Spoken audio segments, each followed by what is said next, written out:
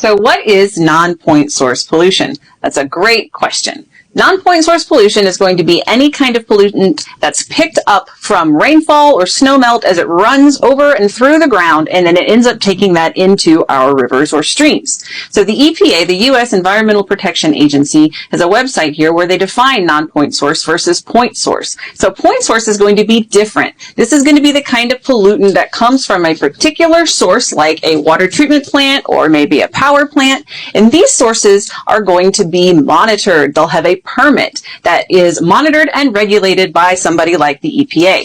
But non-point source pollution can be more damaging because it can be harder to identify.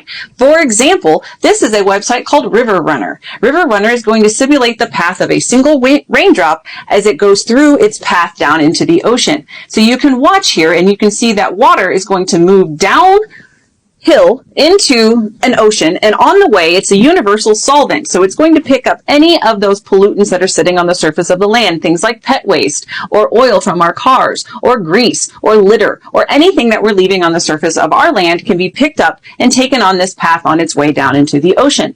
If you look at the National Ocean Service website, you can see they have a lot of information on non-point source pollutants because this is going to be a big concern for our oceans where all of our streams and rivers end up.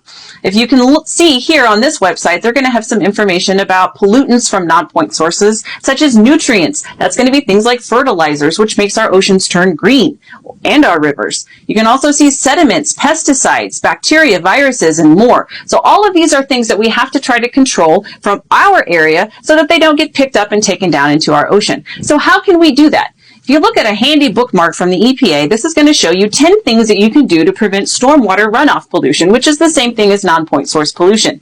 For example, use fertilizers sparingly so that we don't cause excess fertilizers, which cause excess plant growth, which in this case is water and it's algae.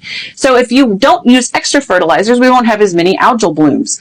Plus, don't dump anything down storm drains, vegetate bare spots in your yard to prevent sediment runoff, and also things like use less toxins, direct downspouts away from paved areas. Instead of impervious surfaces, use pervious surfaces where water can filter through, slow down, and help improve your water quality. Also, check for leaks and take your car wash instead of washing it in the driveway. All of these things can help prevent all kinds of car sediments or car droppings from ending up in your stream. Also, have things like your septic tanks and your plumbing checked regularly. All of these are things that we can do to help prevent non-point source pollution because we are all part of a watershed and we all live downstream from somebody, from this shared resource. So it's our responsibility to help prevent pollution where we can.